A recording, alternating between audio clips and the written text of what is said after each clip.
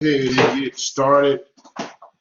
Today we're going to look at section 3.5, which deals with end behavior of graphs. We'll also revisit that zero method. And in section 3.6, we're going to look at something called synthetic division. Now in section 3.6 for synthetic division, we'll also review long division. Long division is used when you divide polynomials. You will also use synthetic division when you divide polynomials. Okay, so there's a choice in one or the other. In the last two sections, we'll be using both a combination of synthetic division in some problems, and in other problems, we'll have to use long division. Okay, so we'll review that today. I am going to bring up the application screen.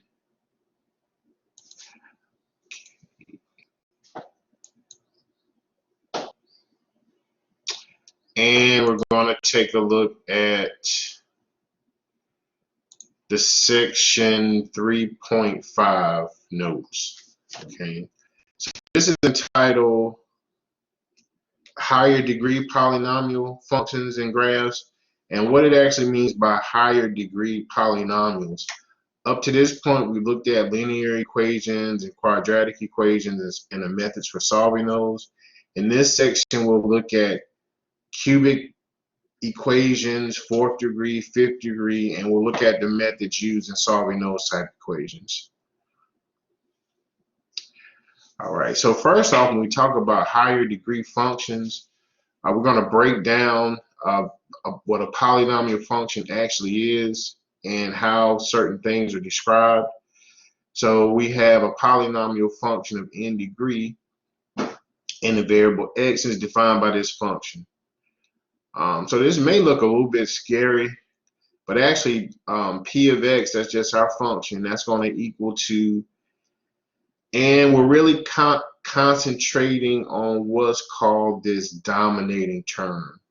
Okay, the dominant term in your polynomial would be the term with the highest power. The a sub n that you see, that's simply a coefficient. We're going to see what happens when your coefficient is negative, what happens when the coefficient is positive. We're also going to see what happens when your powers on your variables are even, and if the power on the variable on this dominating term is odd. Okay. We're going to concentrate on what's called the end behavior. Okay. Now there's a lot of stuff that's on this graph, but if we look at the graphs, we're basically concentrating on the end behavior. Okay, what happens at the far left and what happens at the far right, okay, for each one of these shapes. The dashed or dotted line that you see in the middle, that constitutes the x-intercepts. Okay, so this thing like on the x and the y axis, right, notice that this would hit the x-axis 2 times, it hit 3 times, 4 times. So the dotted line is, we're not really interested in the intercepts, we're only interested in the end behavior. Okay, so I'm going to kind of summarize what's going on in this chart in just a slightly different way.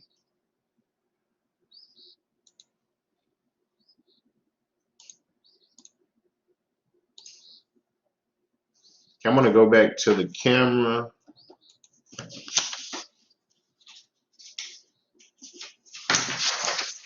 All right, and we're going to talk about end behavior.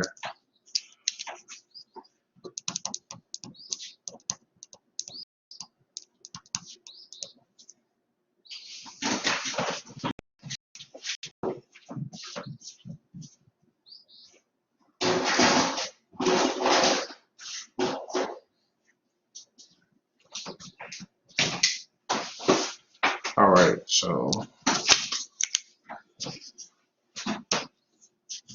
So when we talk about the end behavior of a graph, the very first type of graph I want to look at are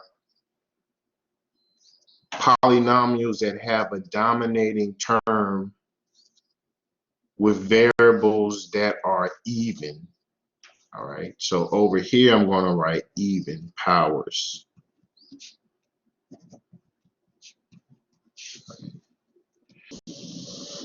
And we're going to split this up into two parts. Okay, so keep in mind that the dominating term has an even power. For example, if the dominating power is x squared, x to the fourth, x to the sixth, so on and so forth. The graph is going to do one of two things, or the end behavior of your graph will do more than one thing. Your graph could rise to the left, and it can also rise to the right. So it can rise left and it can rise to the right. Now this is only going to happen if you have a couple conditions. First of all, you must have an even power. So I'm just going to give this a 1. You must have an even power. And 2, you must have a positive coefficient. Okay. So remember, these are the conditions for the dominating term. The second type, even power graph, or the graph with the dominating term of an even power, it could fall to the left and it could fall to the right. So I'm going to kind of separate these out. It can fall left and it can fall to the right. An example of a graph with this end behavior, it would have an even power. Okay, there would still be an even power on that dominating term, but the coefficient is negative.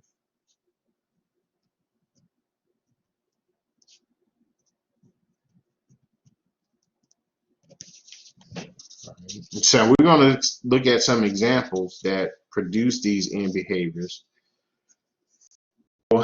Basically, if you think about the parabola, if you have a U-shaped curve, right, it would rise to the left, it would rise to the right.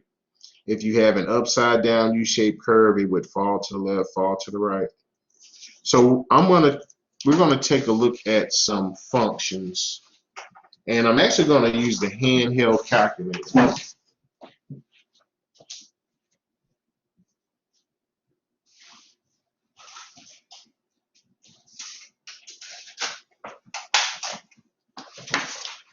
All right, so hopefully everyone can see this. So I'm going to use a basic function. I'm going to use x squared. So if I go into y equals, clear out any functions, I can put in x squared. And if I graph, okay, I'm just going to use zoom 6. That should be x squared. If I graph using zoom 6, right, notice it produces a U-shaped graph. It rises to the left and it rises to the right. Okay. Now I'm just putting in a dominating term as x squared, but we'll take a look at some more functions. For example, and I'll just write this in as an example, we use x squared, p of x is equal to x squared, and I'm just making these up off the top of my head. P of x is equal to x squared plus 5x plus 6. All right, so notice if I look at this polynomial, x squared plus 5x plus 6, my dominating term would be the term that has the highest power, right? So this polynomial has a square as its highest power, so this would be my dominating term. That highest power is even, and the coefficient is positive. So if I were to graph this graph, it should have these same end behaviors. All right, so I'm going to just clear that out, and I'm going to put in x squared plus 5x plus 6. I'm going to hit zoom 6 to graph. Okay, and notice the end behavior. It rises to the left, it rises to the right. Okay. And just another example, I'm going to put in 2x squared plus x minus 9. All right, so 2x squared plus x minus 9. My dominating term is the squared term because it's the highest power. That power is even, and the coefficient is positive. Right, so if we were to graph this function, it would produce a graph with this end behavior. All right, so let's look at graphs that have these end behaviors. Well, the power for the dominating term is still even, however, the coefficient is negative. All right, so here's some examples. I can put in a basic one, y is equal to negative x squared.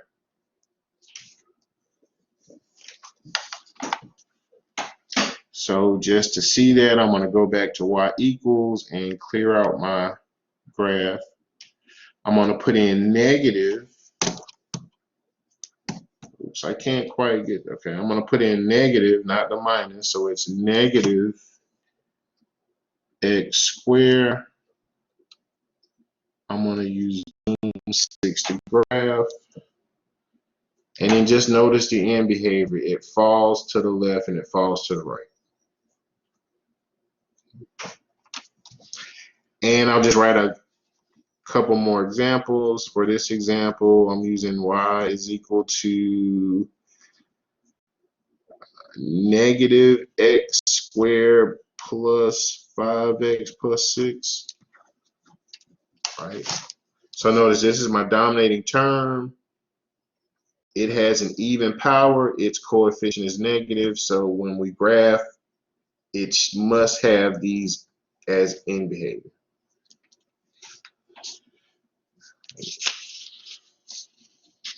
All right, so now let's look at the next type of end behavior graphs, and these are the end behavior for graphs with odd powers on your dominating term.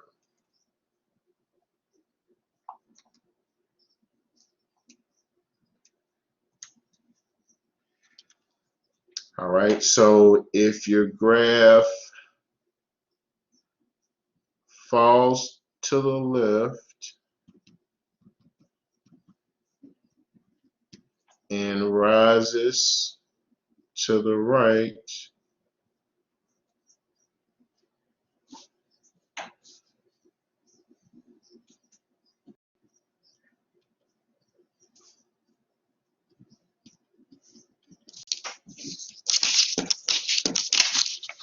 I'm going to go up. All right, so I'll just put this little dashed line in between them. Because we're only looking at the end behavior. So if it falls to the left and it rises to the right, here are the conditions. Your dominating term must have an odd power.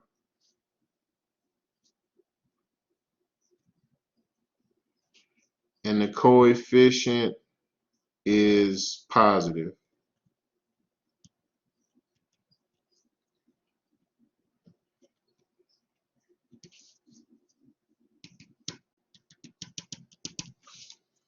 All right. So here our dominating term has an odd power, but a positive coefficient. So if I were to write out some examples,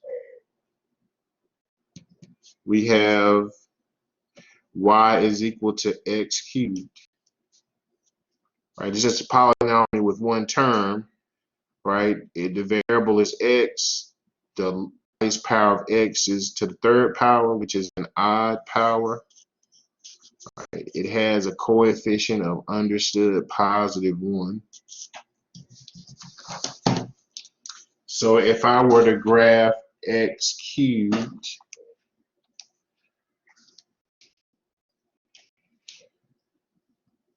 right, it falls to the left and it rises to the right. Another example would be 4x to the 5th power minus 9x to the 4th plus 3x squared minus 4. All right. And I'm just making this up. So here for this polynomial, my dominating term is the 4x to the 5th because it's the term with the largest power. That largest power is odd and it has a positive coefficient. Okay, so if we were to graph this function, it would have this end behavior.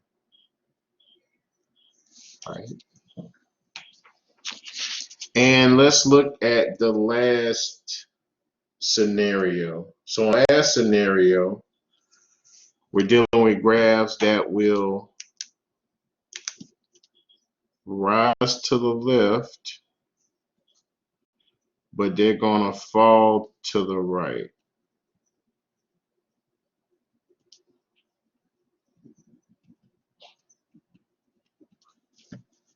So these particular graphs, their dominating term would have an odd power, but their coefficient would be negative.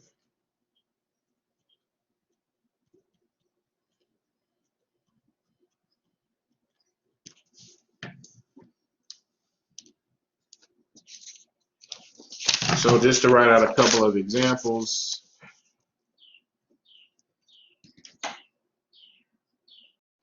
P of x is equal to x negative x cubed. All right, so I'm going to graph that in the calculator. So I'm going to use the negative x to the third power and graph. So notice that it rises to the left and it falls to the right.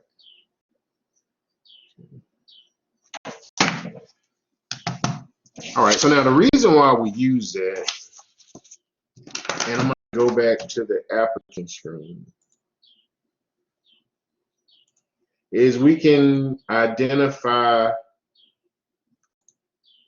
a graph with this function. Okay. So now these things are kind of twofold. You can either use what we were just talking about in behavior, which is we're going to do that first.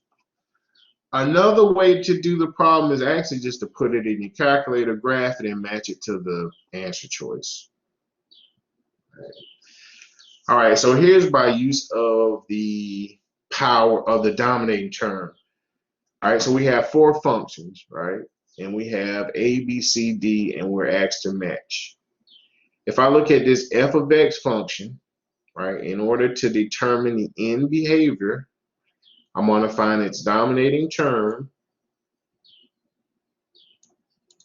right, which is x to the 4th power. Its dominating term has an even power, right? So if you look back at our notes, that's going to put it on the first part of our notes on the even power side. So it's either going to rise to the left and right or fall to the left and right. In order to determine if it rises or falls, we look at the coefficient of the dominating term, which is positive. So obviously the f of x graph will match with C, okay, without graphing anything, okay, simply based on the dominating term.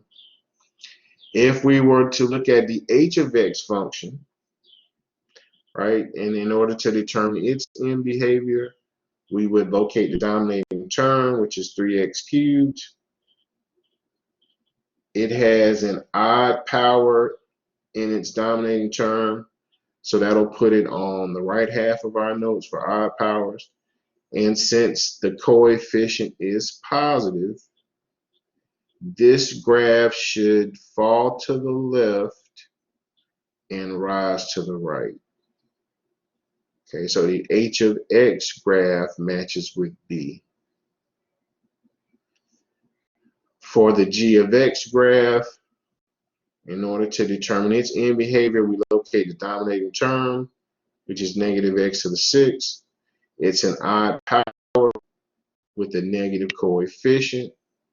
Excuse me, it's an even power with a negative coefficient, so it should fall both to the left and the right.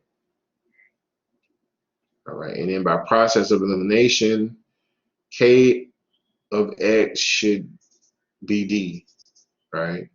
It has an odd power and a negative exponent, so it should rise to the left and fall to the right. Right? So you can use the end behavior of even and odd powers to determine the end behavior, or you could simply graph these and match your calculator graph with the actual graph. Okay. All right, so next we'll kind of talk a little bit more about zeros and x-intercepts. Okay, and we saw this in the last class that we could find the x-intercepts, which are the zeros, okay, the solutions where they hit the x-axis. We found the x, or the solutions, or the zeros, we found them in the calculator using the zero method, right? And that's what this particular slide is directing you to. So notice that this is an x to the 3rd power. Now, one thing about the higher powers, the higher your power, the more solutions you can have. There's something called the theorem. Okay, and it was in previous textbooks. I don't know why it's not in this textbook, but basically what it says is that for your dominating term, you can have up to, but not exceeding, the number of solutions as the power in your dominating term. So what I mean by that is, since this is a cubic function, x to the 3rd, we can have up to 3 solutions, which means that this equation can hit the x-axis up to 3 times, right? It may not hit the x-axis at all. It may only hit once. It may hit twice. It may hit 3 times, but it will not exceed 3. All right, so in this particular example, they use the zero method. And just as a review for the zero method, if I go back to our course in Blackboard, and this is the notes section, notice that there is a video from the last section on how to use a calculator to find a zero. All right, so the zeros in this particular problem are -2, -3.3, and 0.3. And those things were found using the calculator. Now, in the next couple of sections, we're going to take a look at ways to analytically solve this, okay, or how would you work something out like this by hand. Okay. The way we work something out like this by hand is we use a combination of the synthetic division and the long division.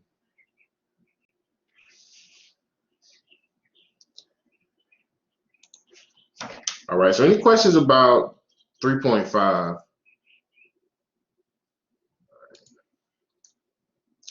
All right, now in section 3.6, and it says that this is some topics in theory of polynomial functions.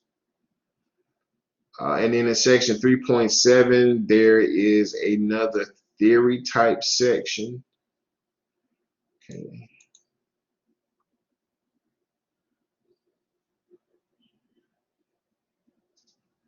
Okay, and I want to look at something called synthetic division. And I'm actually going to go back to the document camera.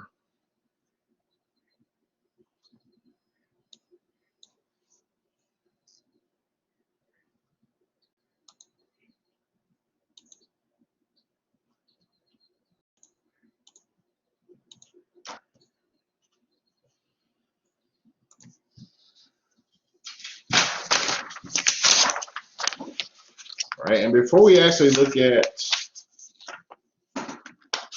synthetic division, we're going to review long division. And we'll see how the two things compare. So this is long division.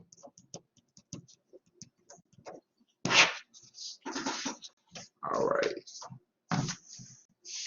So here is our example. We're asked to divide x cubed minus 7x minus 6. We're asked to divide that by x minus 3. All right. Now you may see this problem written a couple ways. You may see it written with the division symbol, or you may see the problem written out like this: x cubed minus 7x minus 6, divide that by x minus 3. Right now, in either case, we must have a divisor. If our equation is written out in this form, the denominator will be the divisor. All right, so that kind of goes on the outside of our house. If it's written out in the first fashion horizontally, what comes after the division symbol is your divisor. So I'm going to set this up as x minus 3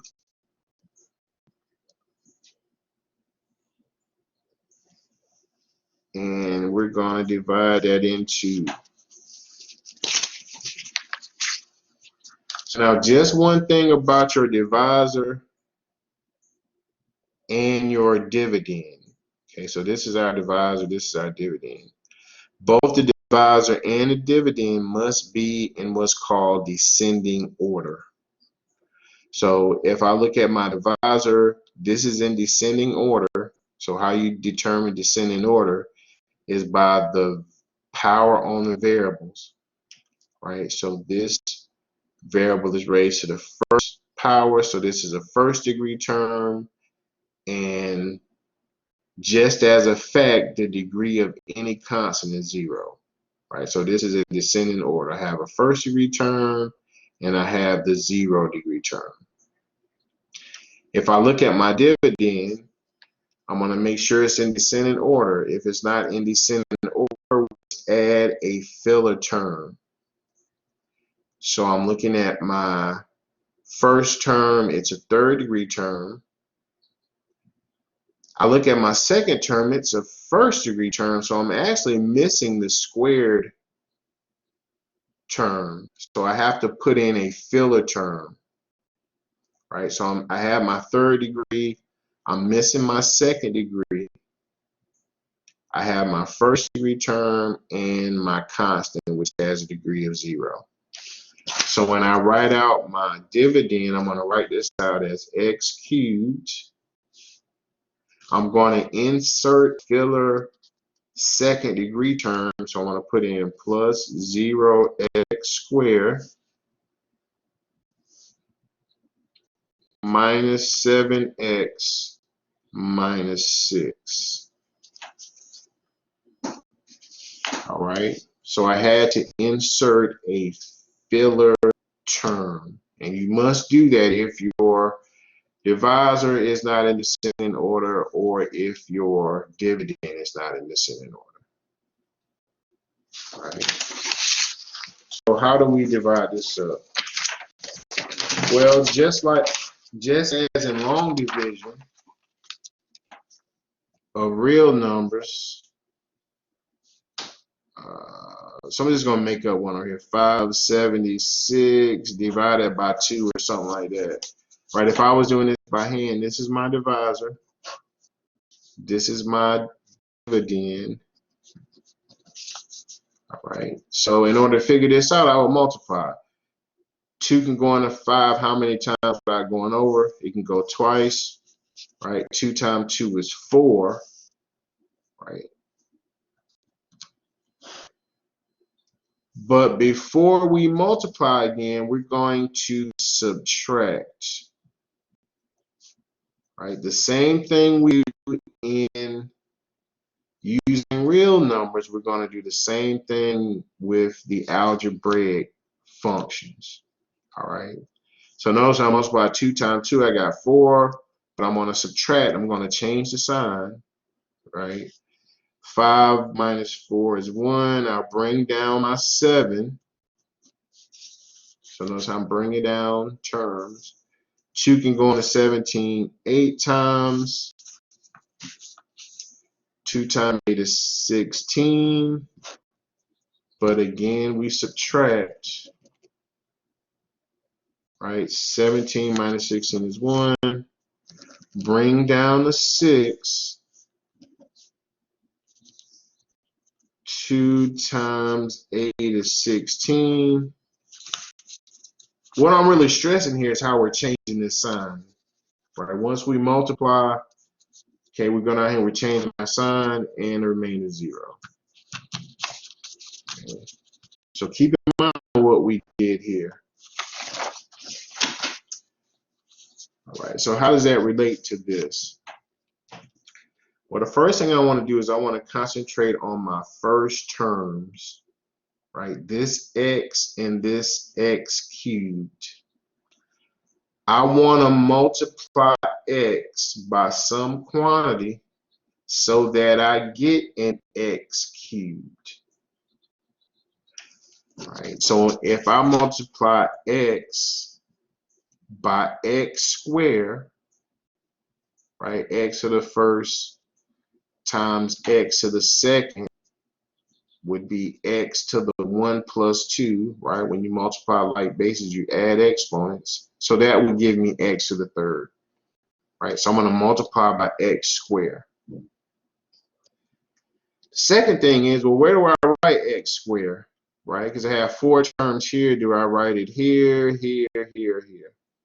The way you determine that is, since I have 2 terms in my divisor, I want to write x squared above my second term. And because when I distribute, it's going to give me 2 terms, right? So what I mean by that is x squared times x is x to the third, and x squared times -3 is -3x squared. Right? So before we start to do anything, we must change the sign. All right. So I'm basically going to change my sign. This x to the third power becomes negative. And this -3x squared becomes positive.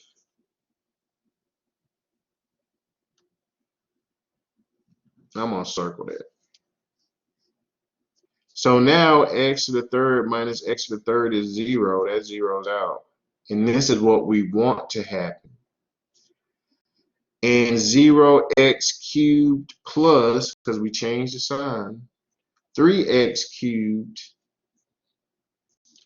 is 3x, excuse me, 0x squared plus 3x squared is 3x squared.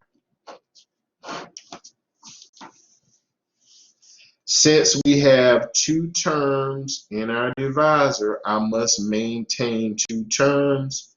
So I'm going to bring down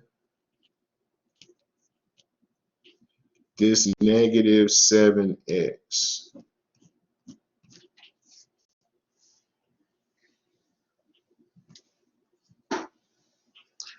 So now I want to multiply, well, I'm actually looking at my first terms once again, this x and this 3x squared.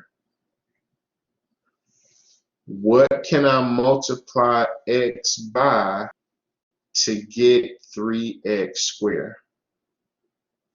Well, if I multiply x by 3x, right, 3x times x is 3x squared. 3x times negative 3 is negative 9x.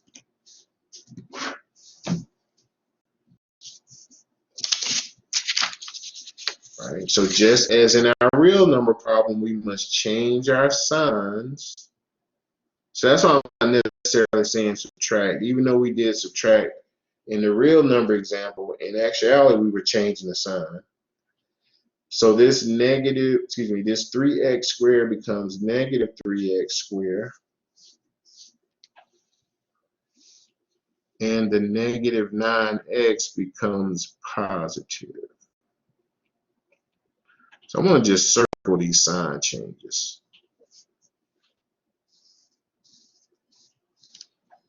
All right, so 3x squared minus 3x squared is 0.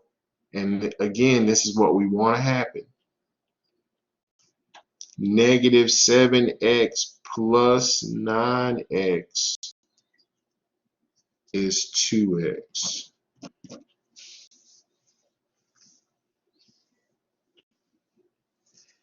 Since I have two terms in my divisor, I'm going to bring down the negative 6.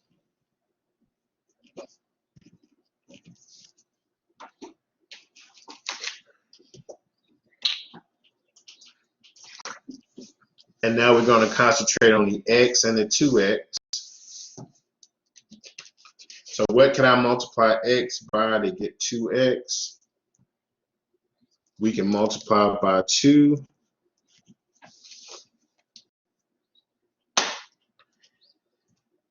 So now I'm going to multiply 2 times x is 2x.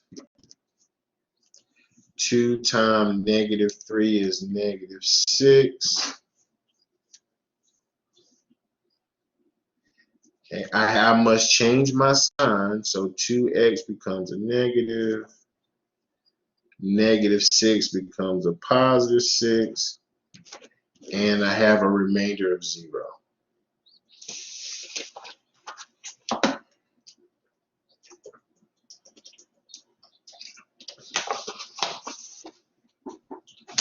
Right. So any questions about long division? Okay, we will have to use it in the next couple of sections. Okay. And you can use long division to divide out any type polynomials. All right, now we're going to take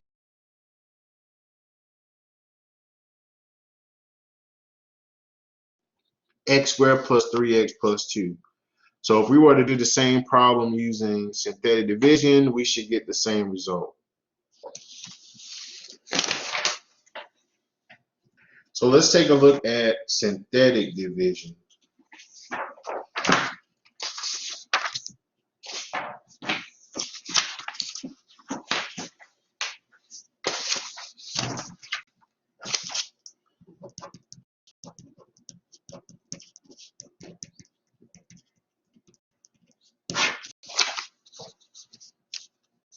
All right, so in synthetic division, we have what is called a zero, and theoretically I'm going to call 0C. And we have a linear factor, which is x minus c. When we use synthetic division, we must use the zero. So if we have a linear factor, in order for us to run that linear factor through synthetic division, we must convert it to a zero. So here's how this is done. And let's say if we have x minus 3 as a linear factor, what's the zero? Well, in order to find the zero, I can simply take x minus 3, and if I were to set that equals 0, I'm going to do that over here. And if I were to solve it for x, right, I would add 3 to both sides.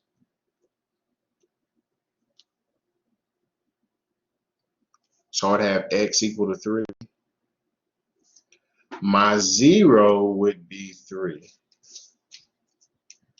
All right, so notice how I can take a linear factor of x minus 3, and when I convert it to a 0, it's actually 3. So here's some more examples. If I have x plus 2, and I want to convert this linear factor to a 0, it's simply going to be negative 2. Right? Because if I take x plus 2, and if I set that equal to 0, right, and solve for x, I get x is equal to negative 2, so negative 2 is the 0. Now, here's the reason why that's important, is because when we use synthetic division, our divisor must be in 0 form. Okay, and this is going to play a part in things a little bit later too. So we're going to take the same problem as we had earlier.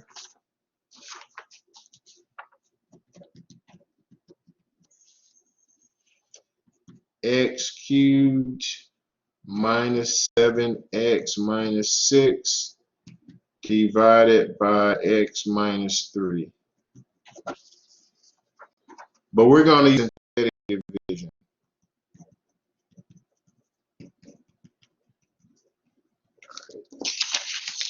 So here's how I set up synthetic division, and it's basically by using coefficients.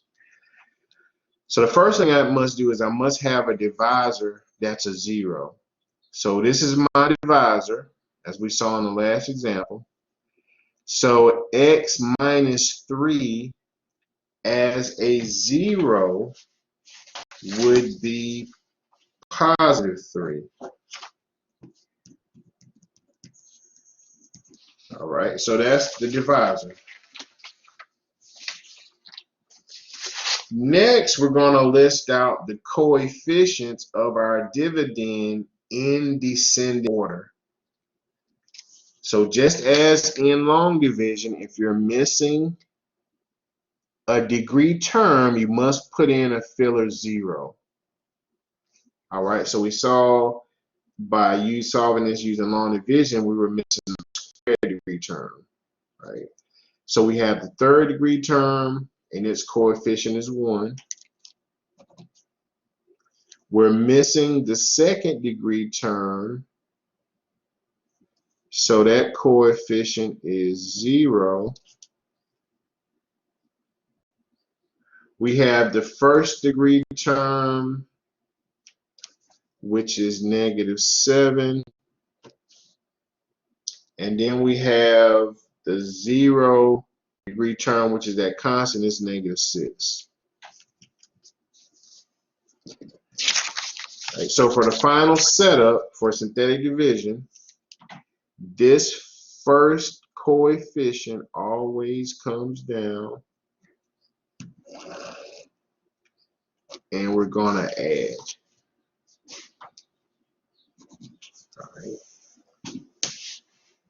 All right, so I have my divisor, I have my dividend, my coefficients, right, in descending order. I'm missing a second degree term, so I'm just inserting a 0. The first number always comes down, and then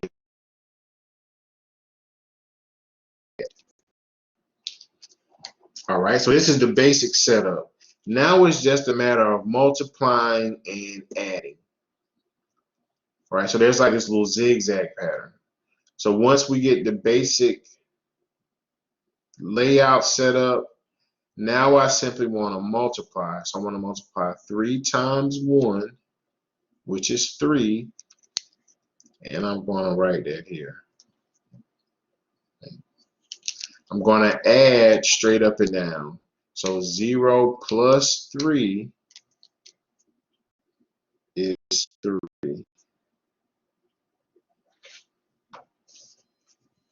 I'm going to multiply 3 times 3, and I get 9, and I'm going to write that here. Negative 7 plus 9 is 2.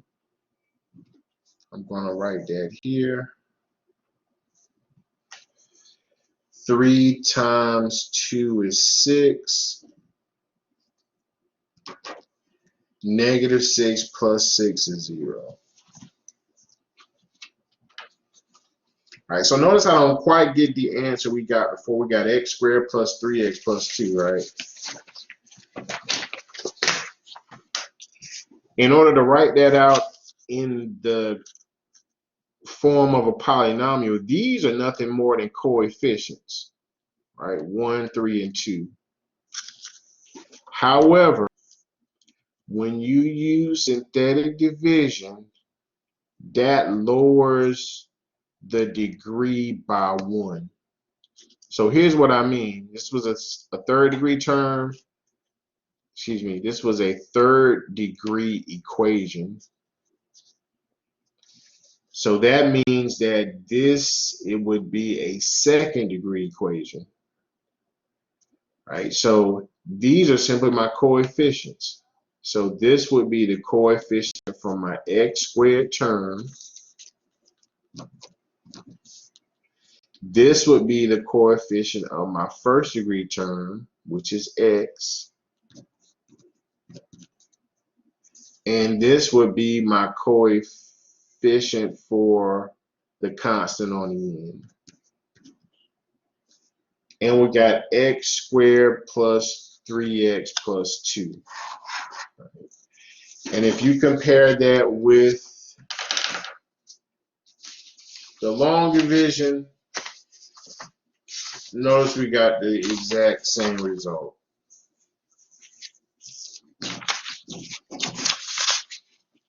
Right, x squared plus 3x plus 2. All right, we'll take a look at another example using synthetic division.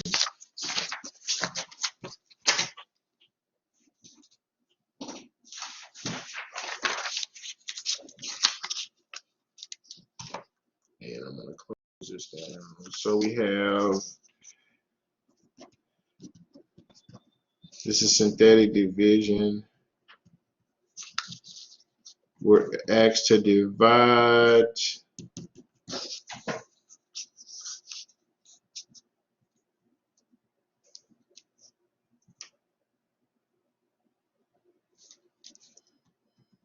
five x cubed minus 23x squared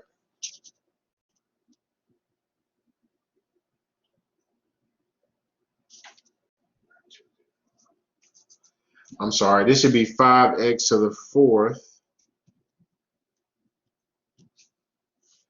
minus 23x cubed, sorry about that, plus 13x squared minus 5x plus 4. We're going to divide that by x minus 4.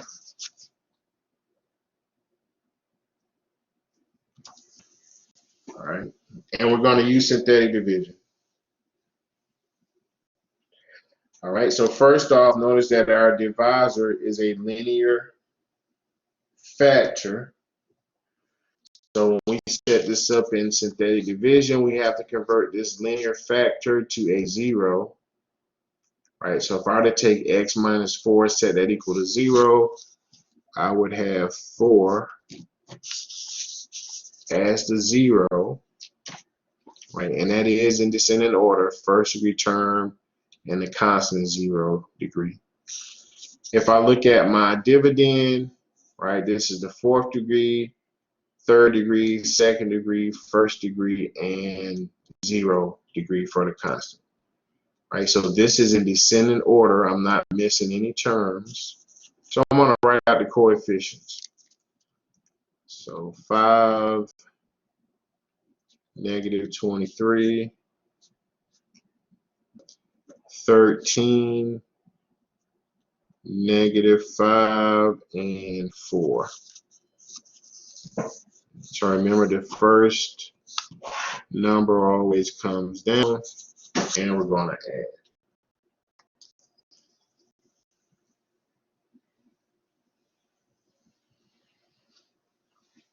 All right, so we're going to do our little zigzag pattern of multiplying and adding. So 4 times 5 is 20. Negative 23 plus 20 is negative 3.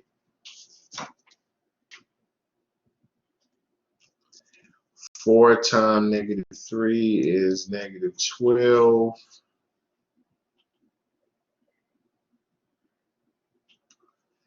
13 plus a negative 12 is 1.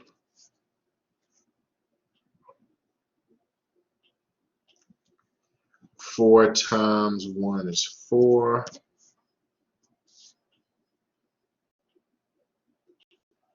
Negative 5 plus 4 is negative 1.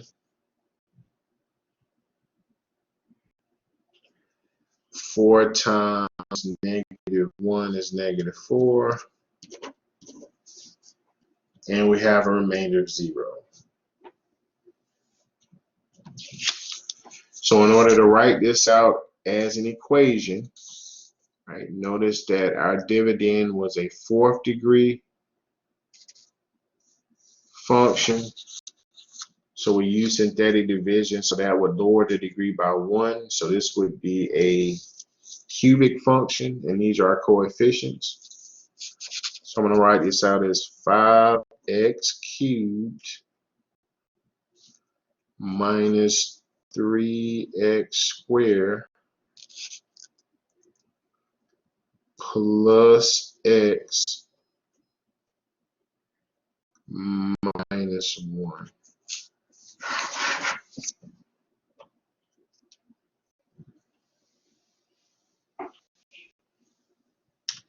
All right, so any questions about this example? All right, so I'm going to stop the recording.